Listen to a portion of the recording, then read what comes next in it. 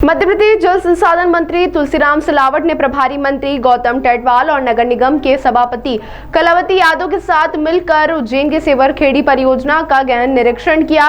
इस दौरान उन्होंने खांडक परियोजना के टनल में उतरकर कार्य की प्रगति का जायजा लिया। मंत्री सिलावट ने निर्माण कार्य में लगे श्रमिकों को मिठाई खिलाकर उनका उत्साह बढ़ाया। उन्होंने मुख्यमंत्री डॉक्टर मोहन यादव को महाकाल का बेटा बताते हुए कहा कि उनके नेतृत्व में धर्म, संस्कृति और आस्था को नई ऊंचाइयों पर पहुंचाया जाएगा।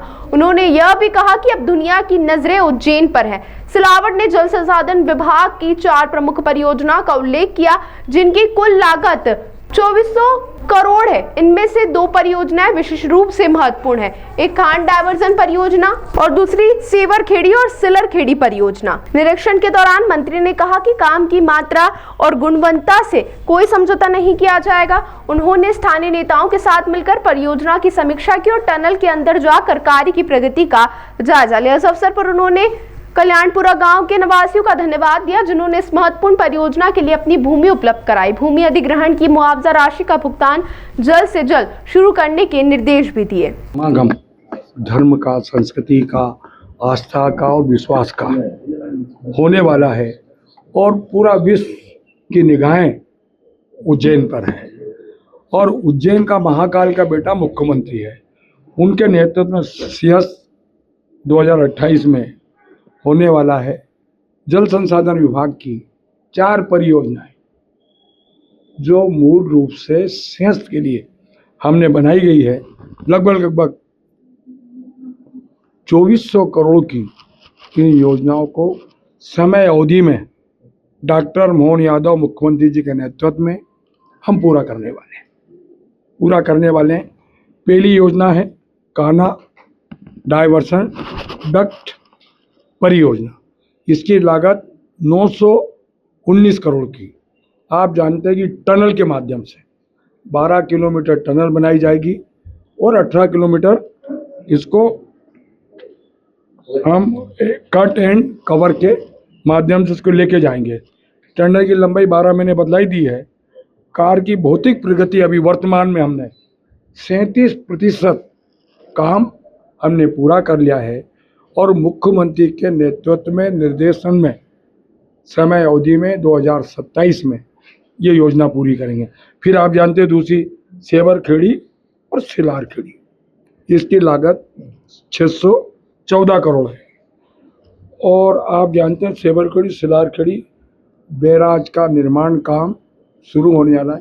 एक कल्पना कई वर्षों से एक सपना था कि शिप्रा के शुद्ध जल से आचमन किया जाए, शाही स्नान कराया जाए।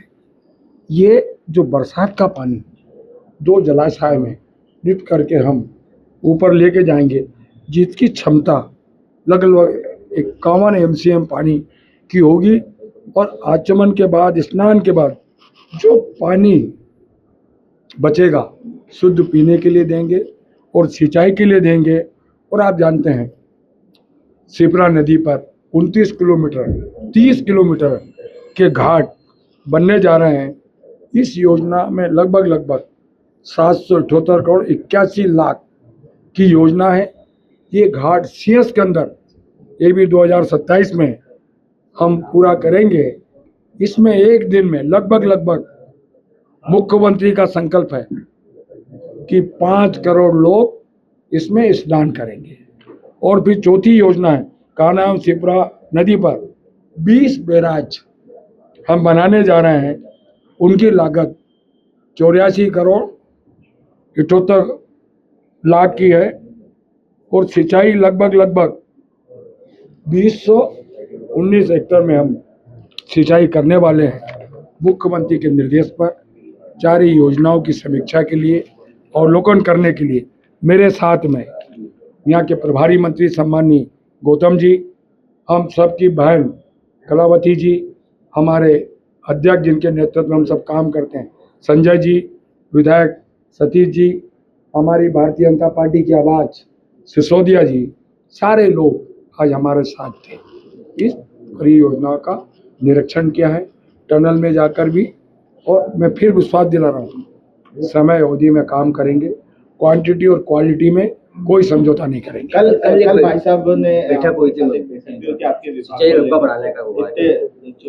आप जानते हैं, मैं आपको याद दिला दूं, कल मुख्यमंत्री जी ने पूरे सिंचाई विभाग की समीक्षा की।